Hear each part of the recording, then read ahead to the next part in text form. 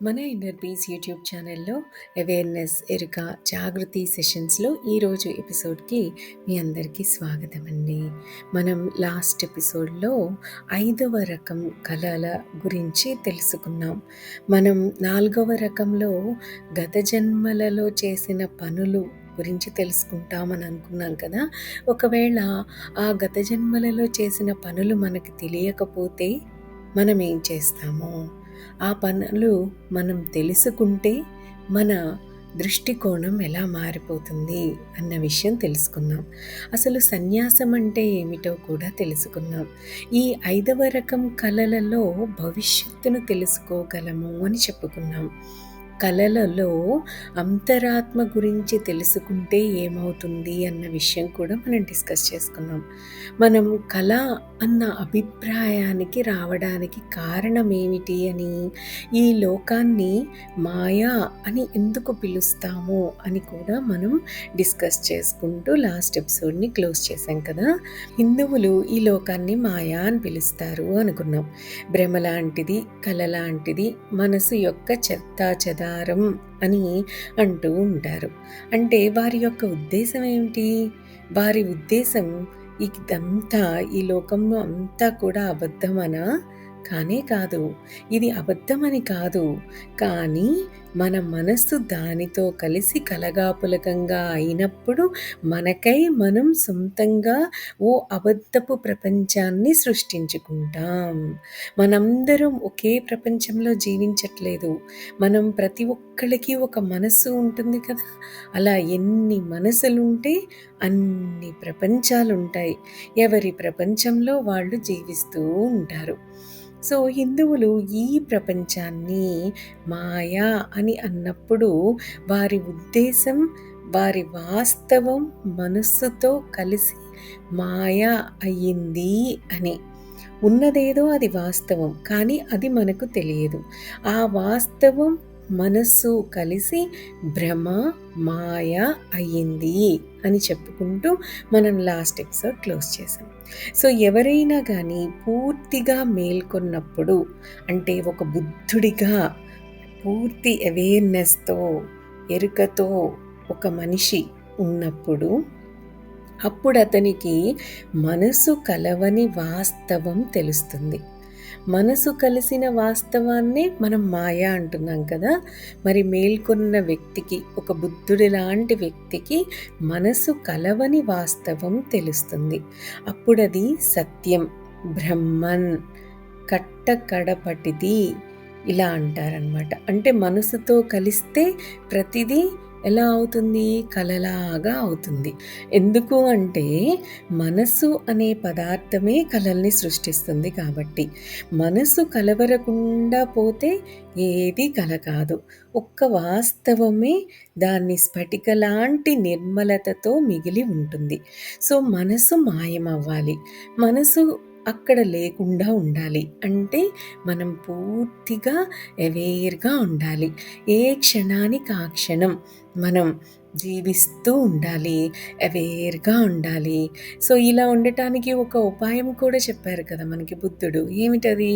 మన శ్వాసను నార్మల్గా, స్వాభావికంగా జరిగే మన శ్వాసను మనం గమనిస్తూ ఉండాలి.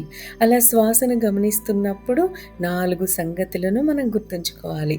మనం శ్వాస తీసుకుంటాం, హాఫ్ ఏ సెకండ్ ఆగుతాం, శ్వాసని వదిలేస్తాం, హాఫ్ ఏ సెకండ్ ఆగుతాం. సో ఇలా నార్మల్గా జరిగే ఈ శ్వాసని మనం గమనిస్తూ ఉన్నప్పుడు, మనం చేసే పనులలో కూడా మనం పూర్తి ఎరుకతో ఉంటూ ఉన్నప్పుడు మనకు ఈ మనసు అనేది మాయమైపోతుంది. ఎందుకు అంటే మనం శ్వాసని గమనిస్తూ ఉన్నప్పుడు ఆలోచించలేము, ఆలోచిస్తూ ఉన్నప్పుడు శ్వాసని గమనించలేము. ఎప్పుడు ఆలోచిస్తాం? మన మనస్సు అక్కడ ఉన్నప్పుడే మనం ఆలోచిస్తాం, అవునా? సో మనస్సు ఒక అద్దం లాంటిది. అద్దంలో ప్రపంచం ప్రతిబింబిస్తుంది కదా. సో ఆ ప్రతిబింబం నిజం కాదు, యథార్థం కాదు. ఆ ప్రతిబింబం కేవలం ఒక ప్రతిబింబం. అద్దం ఇంకా లేనప్పుడు ఆ ప్రతిబింబం ఏమవుతుంది? మాయమైపోతుంది. అప్పుడు మనం యథార్థాన్ని చూడగలం కదా! ఓ నిండు పౌర్ణమి రాత్రి వేళ నిశ్శబ్దంగా ఉన్న సరస్సులో చంద్రుడు ప్రతిబింబిస్తే మనం ఆ చంద్రుడిని పట్టుకోవడానికి ప్రయత్నిస్తాం. ప్రతి ఒక్కరూ చాలా జీవితాల నుంచి ఇదే పని చేస్తూ ఉన్నాము. ప్రతి ఒక్కరం కూడా. సో, సరస్సు అనే అద్దంలో చంద్రుడిని పట్టుకుందామని చూస్తున్నట్టుగా అన్నమాట. సో, మనం ఎప్పటికీ ఆ పనిలో కృతకృత్యులు కాలేము. మనం గెలవలేము. అలా పట్టుకోవడం అసాధ్యం కదా!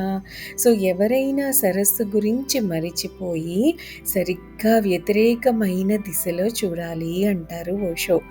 అక్కడ ఉన్నాడు చంద్రుడు. మనస్సు అనే సరస్సులో ప్రతిబింబించే ప్రపంచం భ్రమగా అవుతుంది. మనం కళ్ళు మూసుకొని కలలు కన్నా, లేక కళ్ళు తెరిచి కలలు కన్నా ఎలాంటి తేడా ఉండదు. ఒకవేళ అక్కడ మనస్సు ఉంటే, అక్కడ జరిగేదంతా కూడా కలనే. ఒకవేళ మనం కలలపై ధ్యానం చేస్తే, గుర్తించే మొదటి విషయం కూడా ఇదే. సో, గుర్తించే రెండో విషయం ఏమిటి అంటే, మనం ఒక సాక్షి అని తెలుసుకోవడం. కళ అక్కడ ఉంటుంది, కానీ అందులో మనం భాగం కాదు. మనం మన మనస్సులో ఓ భాగం కాదు. మనం ఒక సర్వోత్కృష్టత. మనం మనస్సులో ఉన్నాము, కానీ మనం మనస్సు కాదు. మనం మనస్సు ద్వారా చూస్తాము, కానీ మనం మనస్సు కాదు.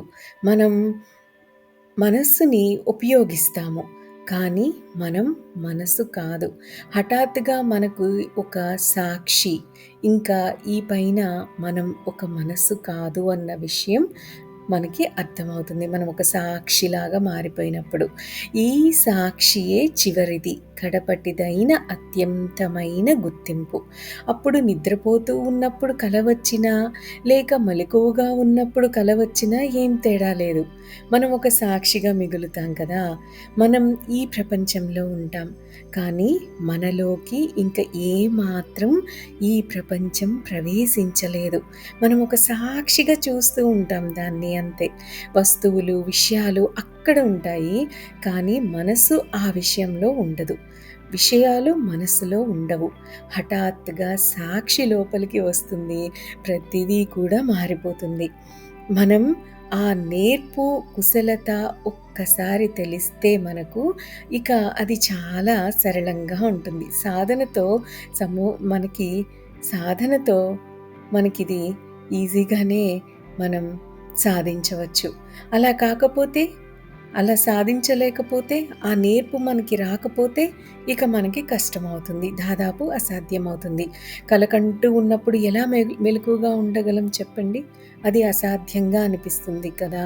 అది అసాధ్యం మాత్రం కాదు. అలా అసాధ్యంగా కనిపిస్తుంది. మనం సాధనతో దాన్ని సాధించవచ్చు. 3 నెలల నుంచి 9 నెలల వరకు అలా మెలకువగా ఉండటానికి సమయం పడుతుంది. ఒకవేళ ప్రతి రాత్రి మనం నిద్రపోబోయే ముందు, నిద్రలోకి జారే ముందు మనం చురుగ్గా ఉండి దానిని గమనిస్తూ ఉండాలి. కానీ గుర్తుంచుకోవాల్సిన విషయం ఏమిటి? పని చేస్తున్న అర్థంలో చురుగ్గా ఉండటానికి ప్రయత్నించవద్దు. అలా కాకపోతే మనం నిద్రపోలేము. ఊరకనే ఏమీ చేయకుండా చురుగ్గా ఉండటం అంటే వదిలేసి సహజంగా, విశ్రామంగా కేవలం మన కళ్ళ చివరి నుంచి చూడాలి. దాని గురించి చాలా హుషారుగా ఉండొద్దు. కేవలం ఒక నిశ్చేష్టితమైన ఎరుక. అంత పట్టించుకోకుండా ఉన్న ఎరుక. నది ఒడ్డున కూర్చుని నది ప్రవహిస్తుంటే మనం కేవలం గమనించడం. అలా చూడాలన్నమాట. సో, ఈ సాధనకి 3 మంత్స్ నుంచి 9 మంత్స్ టైం పట్టవచ్చు. అప్పుడు అలా మనం కంటిన్యూయస్‌గా, పేషెన్స్‌గా, ఓర్పుతో ఆ సాధనని వదిలిపెట్టకుండా చేస్తూ ఉన్నప్పుడు ఒక రోజున హఠాత్తుగా మనపై నిద్ర నల్లటి తెరలా, నల్లటి పరదాలా పడుతూ ఉంటుంది. ఒకవేళ సూర్యుడు అస్తమించి రాత్రి దిగుతూ ఉన్నప్పుడు అయినట్లు నిద్ర మనపై పడుతుంది. నిద్ర మన చుట్టూ స్థిరపడుతుంది. కానీ లోపలి లోతుల్లో, ఇక్కడ నిద్ర అంటే ఎరుక లేకుండా, అవేర్‌గా లేకుండా ఉండటం అన్నమాట. కానీ మన లోపలి లోతుల్లో ఓ జ్వాల మండుతూ ఉంటుంది. మనం నిశ్శబ్దంగా, నిశ్చేష్టితంగా గమనిస్తూ ఉంటాం. అప్పుడు కలల ప్రపంచం మొదలవుతుంది. అప్పుడు చాలా నాటకాలు జరుగుతాయి మన ముందు. చాలా మానసిక నాటకాలు కూడా జరుగుతాయి మన లోపల. మనల్ని మనం గమనిస్తూ ఉన్నప్పుడు. మనం అలా గమనిస్తూ ఉంటాం అంతే. క్రమక్రమంగా తేడా మనకి తెలుస్తూ ఉంటుంది. ఇప్పుడు అది ఏ రకమైన కళ అని మనం చూడగలం? హఠాత్తుగా మనం ఓ రోజు మెలకువగా, అవేర్‌గా ఉన్నప్పుడు కూడా ఇలాగే ఉంటుంది అని గుర్తిస్తాం. రెండిటి మధ్య లక్షణాలలో తేడా మనకేమీ ఉండదు. మనం మొత్తం ప్రపంచం అంతా మాయగా, భ్రమగా అవుతుంది. ఎప్పుడైతే ప్రపంచం భ్రమ అవుతుందో, అప్పుడు సాక్షిగా ఉండటం ఒక్కటే వాస్తవంగా ఉంటుంది కదా! ఒక్కసారి ఆ స్థితి గురించి ఆలోచించండి. మనం ఒక 3-9 మంత్స్ ఆపకుండా పేషెన్స్‌తో ఆ సాధన గనక మనం చేస్తూ ఉంటే, ఎరుకతో ఉండటం అనే సాధన, మన శ్వాసలో 4 సంగతులను గమనిస్తూ, గమనిస్తూ ఉంటే, మనం ఎక్స్‌పీరియన్స్ చేయబోయే ఆ అద్భుతమైన స్థితి, దాని గురించి ఒక్కసారి ఆలోచించండి. ఆ స్థితిని పొందటం అసాధ్యం మాత్రం కాదు కదా! మరి అందరూ ట్రై చేస్తారు కదా! దట్స్ ఆల్ ఫర్ టుడే అండి. Have a great day. Thank you. Thank you. Thank you.